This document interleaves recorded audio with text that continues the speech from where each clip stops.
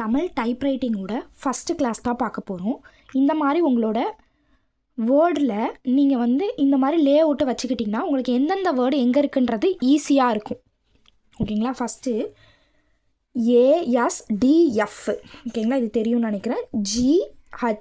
ஓகேங்களா? GH J இந்த line. Okay, இது 4 இப்படி இருக்குது. ஓகேங்களா? உங்களோட சுண்டு விரல் சின்ன விரல் ஏல இருக்கணும். உங்களோட மோதிர விரல்னு சொல்கிறது வந்து எஸ்ஸில் இருக்கணும்.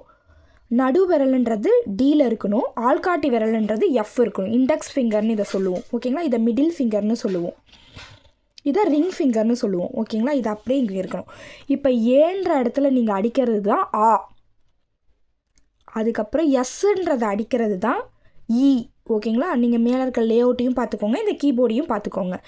அதுக்கப்புறம் டீன்ற அடிக்கிறது தான் ஊ. ஓகேங்களா? ஒரு ஸ்பேஸுக்கு ஸ்பேஸ் பாருக்கு நம்மளோட கட்டை விரல் யூஸ் பண்ணணும். இப்போ நமக்கு ஸ்பேஸ் பார் தேவையில்ல. நம்ம ஃபஸ்ட்டு சாப்டரில் இப்போ ஏனா அடிக்க போகிறோம். ஓகேங்களா? இது என்னன்னு பார்த்தீங்கன்னா டாட்டு. இப்போ கானா புள்ளி வச்ச எழுத்துக்கு கா வைக்கிறது. அதனால் இது எக்ஸசைஸில் நமக்கு பின்னாடி தான் கொடுத்துருக்காங்க. இப்போ அடுத்தது நம்ம ஜீனா என்னது ஏ. ஓகேங்களா? ஒரு ஸ்பேஸ் விட்டுக்கோங்க. அதுக்கப்புறம் நான் அடிக்க போகிறோம். ஓகேங்களா? நான்றது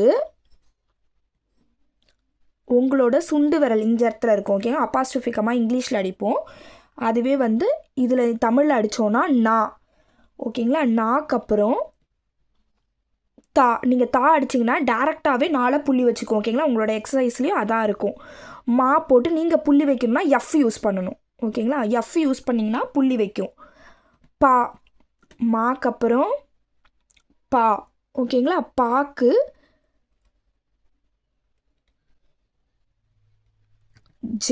ஜே யூஸ் பண்ணிங்கன்னா பா. அதுக்கப்புறம் கா பா. ஓகேங்களா? அதே மாதிரி அடிச்சுட்டு வரோம். ஆ இ ஊ. ஓகேங்களா? எஃப் அடிக்கக்கூடாது. எஃப்னா புள்ளி வச்ச எழுத்துக்கு புள்ளின்னு அர்த்தம். எஃப்னா புள்ளி.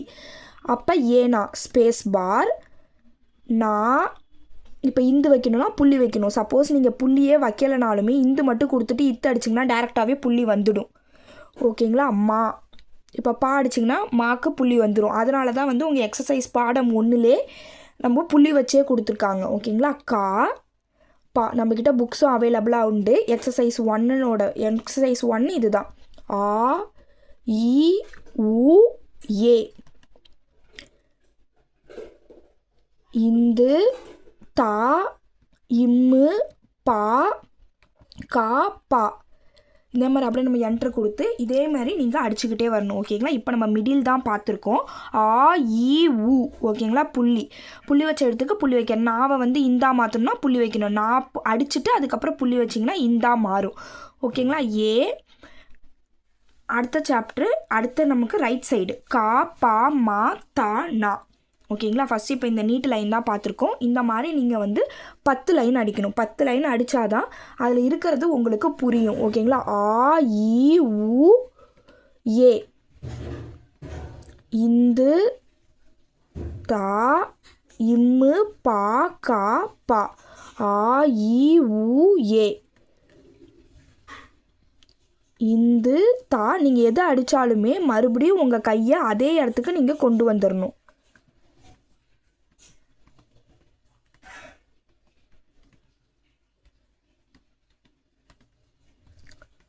இந்து தா மா பா கா பா. ஓகே, நெக்ஸ்ட் கிளாஸில் நெக்ஸ்ட் பாடம் பார்க்கலாம். இது வரைக்கும் இதை ப்ராக்டிஸ் பண்ணிகிட்டு இருங்க.